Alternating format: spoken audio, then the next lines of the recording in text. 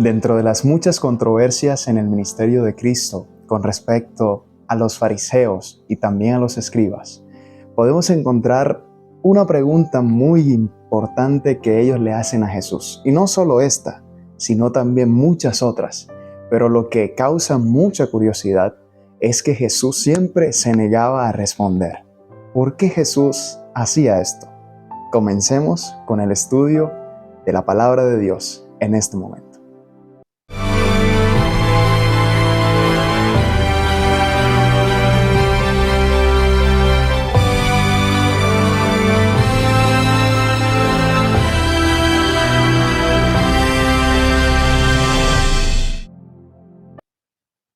Hola, ¿qué tal, queridos amigos? Gracias por estar en una nueva oportunidad aquí con nosotros para estudiar la palabra de Dios. Qué alegría poder estar con cada uno de ustedes en este momento, en este espacio de comunión, este espacio donde deseamos, ¿verdad?, que la palabra de Dios pueda hablarnos a nuestro corazón.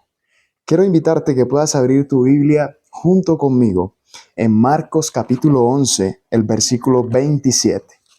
Marcos capítulo 11, versículo 27 en adelante dice de la siguiente manera: Volvieron entonces a Jerusalén y andando él por el templo, vinieron a él los principales sacerdotes, los escribas y los ancianos.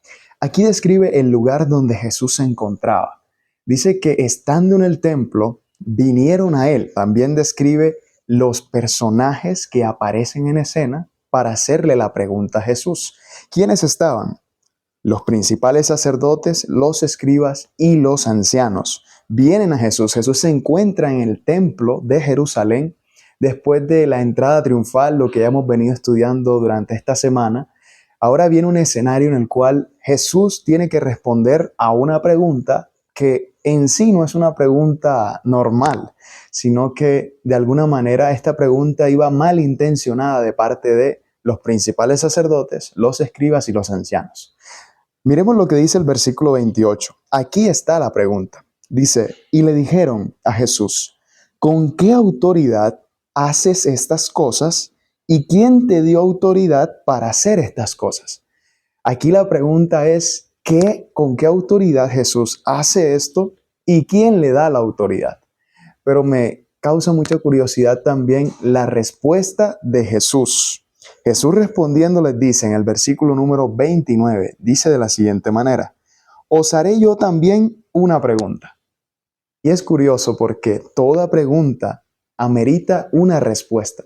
Pero Jesús, ante la pregunta de los principales sacerdotes, escribas y los ancianos, Jesús lanza otra pregunta. Una contrapregunta. Ya le habían preguntado, pero él les pregunta y les dice, Jesús les dice, yo también os haré una pregunta, respondedme y os diré con qué autoridad hago estas cosas. Entonces Jesús les da una condición, les dice, bueno, si ustedes responden a mi pregunta, yo responderé a la suya también. Pero Jesús les hace la pregunta, ¿el bautismo de Juan era del cielo o de los hombres? Respondedme. Solo les dice eso. Y ellos, entre ellos mismos, estaban allí discutiendo ellos qué responder. Y decían en el versículo número 31, entonces ellos discutían entre sí diciendo, si decimos del cielo, dirá, ¿por qué pues no le creísteis? Y dice, y si decimos de los hombres, pero temían al pueblo, porque todos tenían a Juan como un verdadero profeta. Así que respondiendo Jesús en el versículo 33, le dijeron a Jesús, no sabemos. Entonces respondió Jesús y les dijo, tampoco yo os digo con qué autoridad hago estas cosas. ¿Por qué ellos vienen a preguntarle a Jesús con qué autoridad él hacía los milagros, con qué autoridad hacía todo lo que estaba permitiendo, ¿verdad?, Dios en su misericordia que Jesús diera en su ministerio a dar a conocer, ¿verdad?, de alguna manera el cielo y los misterios del cielo? Esta pregunta iba con el propósito de entrampar a Jesús y culparlo delante de las autoridades judías. Entonces Jesús es inteligente y les dice, yo no los voy a responder, no les voy a responder. Les hace otra pregunta y como ellos no respondieron la pregunta, entonces Jesús tampoco respondió.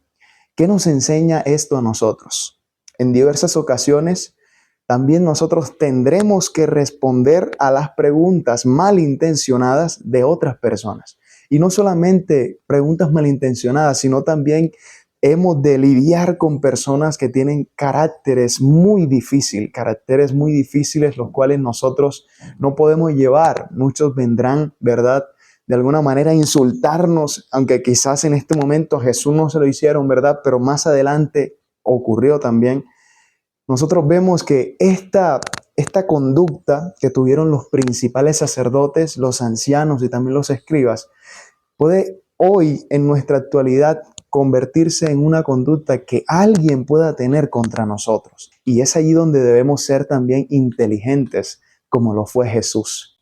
Que nuestro hablar sea un sí, así dice Jehová, solamente. Que si decimos sí, sea sí, y si decimos no, sea no.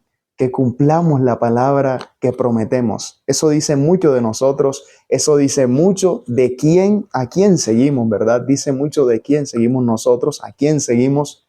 Y por supuesto, nosotros estamos siendo representantes de Cristo en esta tierra y debemos aplicar todo esto en nuestra vida personalmente. Podemos hacernos la siguiente pregunta: ¿cómo continuó Jesús su negativa a responder y con qué efecto? Jesús no solamente no responde, sino que les da un ejemplo de la condición que ellos estaban experimentando allí. Marcos capítulo 12, si observamos, nos cuenta aquí también una parábola que se encuentra desde el versículo número 1 y es interesante, quiero compartirla con ustedes.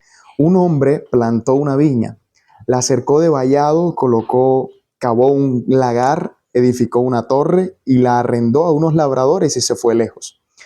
Y a su tiempo envió un siervo a los labradores para que recibiese de estos del fruto de la viña. Mas ellos tomándole le golpearon y le enviaron con las manos vacías.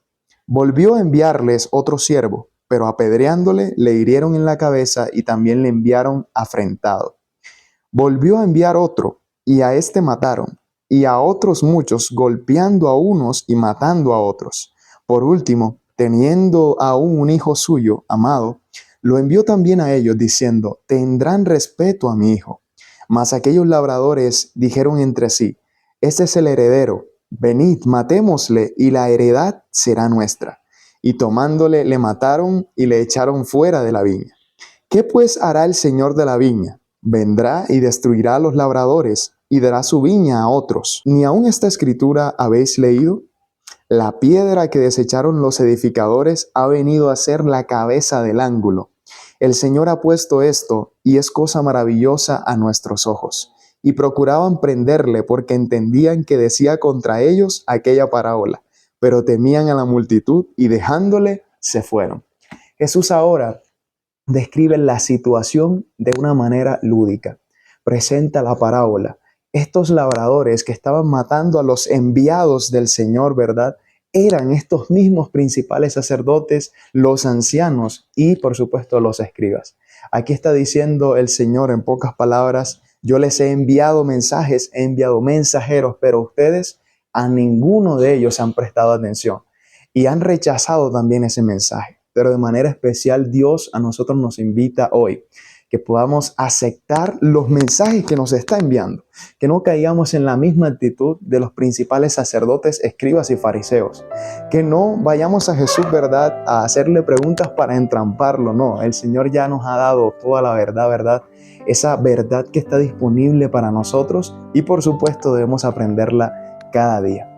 La enseñanza para hoy es que el Señor pueda ser lo más importante en nuestra vida y si tenemos ese contacto con Dios, ese conocimiento de Dios, no nos pasará como les pasó a los escribas y fariseos. Dios desea tener hijos que le conozcan verdaderamente, que puedan conocer al Padre, que puedan conocer al que el Padre envió, a Jesús también.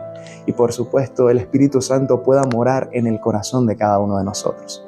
Si tú deseas de manera especial en este día pedirle al Señor que te ayude a poder conocerle cada día más, yo te invito a que puedas escribir acá en los comentarios amén. Y vamos a orar para culminar con este mensaje. Señor, te damos gracias porque tú eres bueno, gracias porque en tu palabra nos enseñas lo que no debemos hacer, pero también lo que debemos hacer. Ayúdanos a hacer tu voluntad siempre, Señor, en nuestra vida y que sea nuestra prioridad antes que cualquier otra cosa. Lo pedimos en el nombre de Jesús. Amén y amén.